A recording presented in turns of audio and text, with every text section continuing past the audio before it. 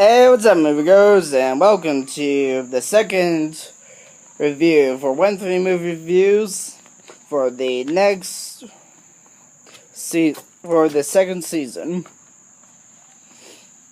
Not sure if this movie is outdoor theaters yet, so hard to tell. So we just leave this as a could be cinema or could be genre.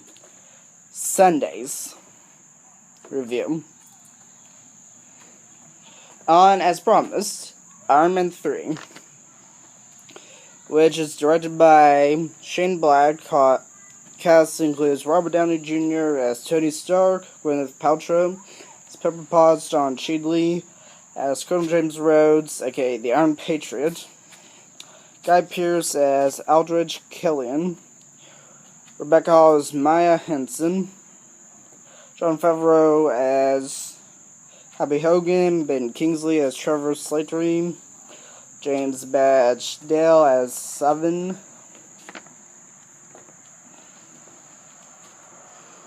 Paul Bettany as the voice of Jarvis,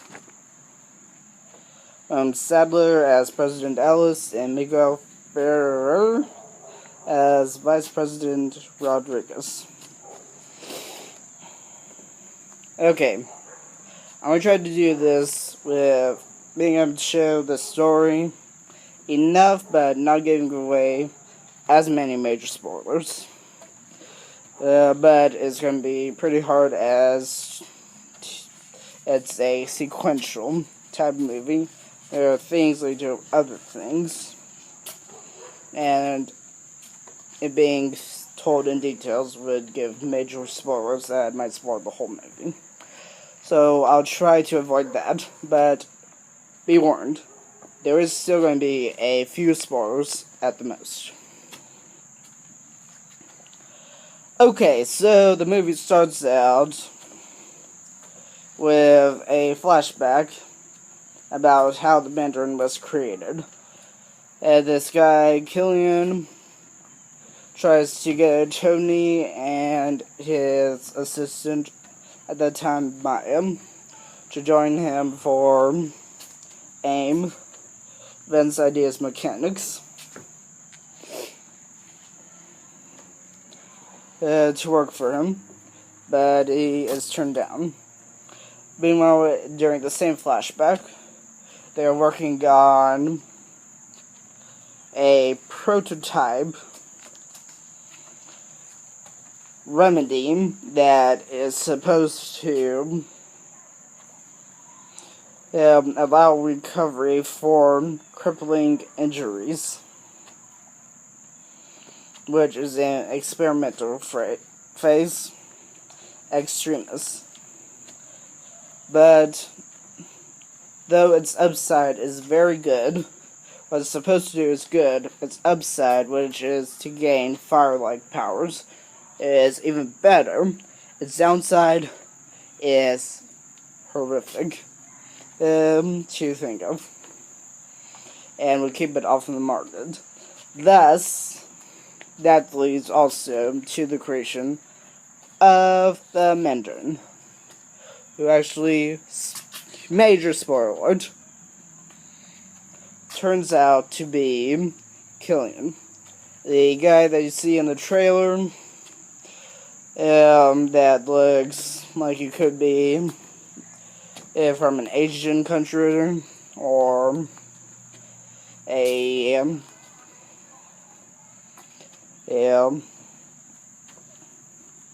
or whatever country, is just a face for the Mandarin, who actually uses anonymity as one of his major reliances to be able to stay in business as a CEO while do all the stuff. Okay, spoiler, this first major spoiler alert over.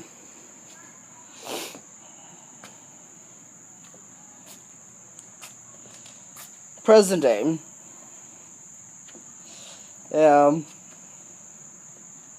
Tony Stark makes all these mocks for his armament suits due to being restless, due to having nightmares about the missile part of the attack on New York seen in the Avengers.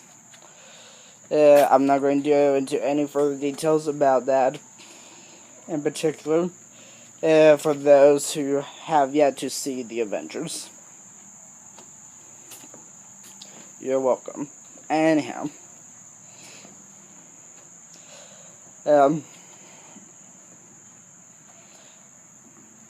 the majority of the movie is main hero does stuff that results in a chain of other things happening, while main villain does stuff that also results in a chain of other things happening. For instance,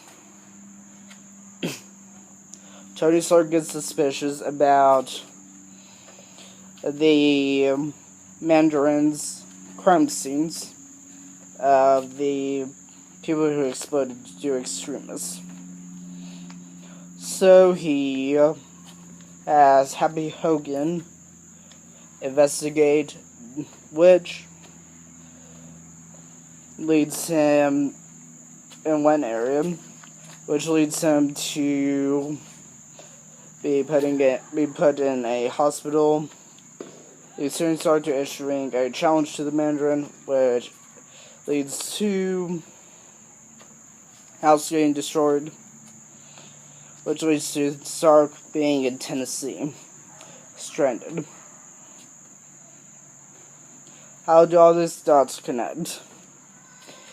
Well, vaguely, I just told you how they connect, but I'm not going way too details, like how Happy Hogan landed in the hospital.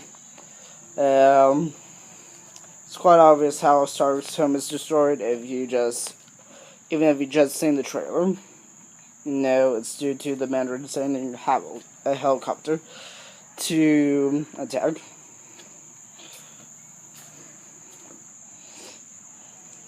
And why Tennessee? That's a detail I'm not going to go into. But as far as the Mandarin's actions, how about this very interesting example? Iron Patriot gets a tip about the Mandarin's whereabouts. The Mandarin's threatened man uses that to steal the Iron Patriot suit, which is used for a tag on the president. Where, when, how, and etc. I'm going to keep link for y'all to find out when watching the movie, if you choose to see this movie. And eventually lands with the end battle between Tony Stark and the Mandarin.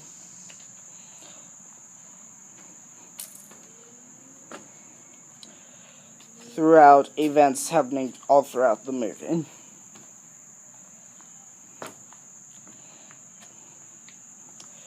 Now, granted, pretty vague, but at least it doesn't spoil the whole movie for y'all.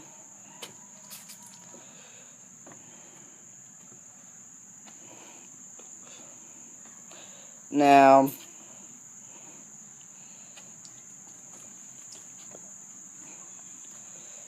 I've got to say, this movie I did find rather good. Except for, well, as shown in the trailer, House Party Protocol, well, that summons all of the suits to help Tony Stark fight. Which is pretty cool watching all these suits in action, but what happens at the end of the fight, I did not take a liking to. In the movie, they call it Clean Slate Protocol. What it does is destroys all the suits. So Tony Stark makes use of Clean Slate Protocol. And also gets surgery to remove the shrapnel that got lodged to his heart. If you don't know what I'm talking about, see the beginning of the first Iron Man movie. And gets the chest piece that he's wearing removed as well. Throws those into the ocean.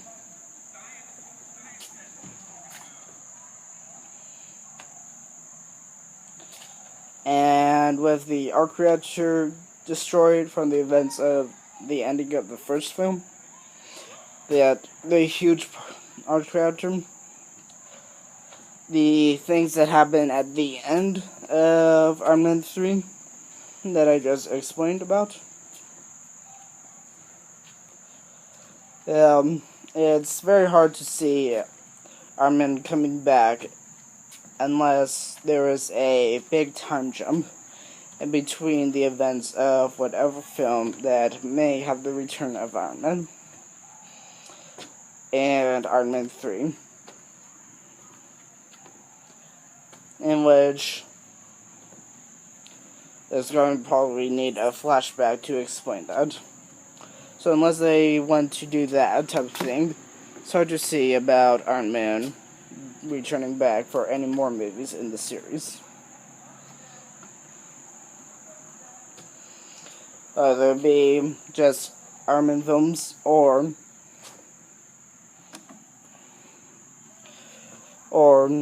upcoming Avengers films like Age of Ultron. And this one thing is the only thing that I didn't really like. True, you see a lot of these things like use of anonymity between a behind-the-scenes villain,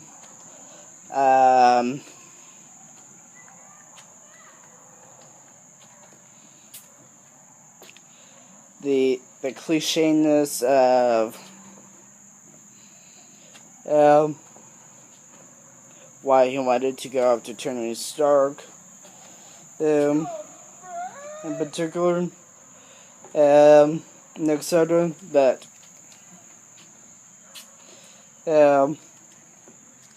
the plot of the film, altogether justifies about it and actually makes it work. True, with a deja vu sense to some parts, but used in other instances. But the main thing that has an effect on my rating of this movie is about the Clean Slate Protocol and the happenings to the chess piece and etc. That was like a bad move to do if they wanted to have the character return for future films. Unless they want to like make a huge time gap and use a thing at the beginning of another film to show how he's able to make a comeback. And thus, on a scale of 1 star being poor and 5 stars being excellent, I'm going to have to give this movie a 4.5 stars. That's it for this weekend, and I don't really know about anything that might have an effect on next weekend. But until then, have a good rest of the day, and we'll catch you later, moviegoers. Bye.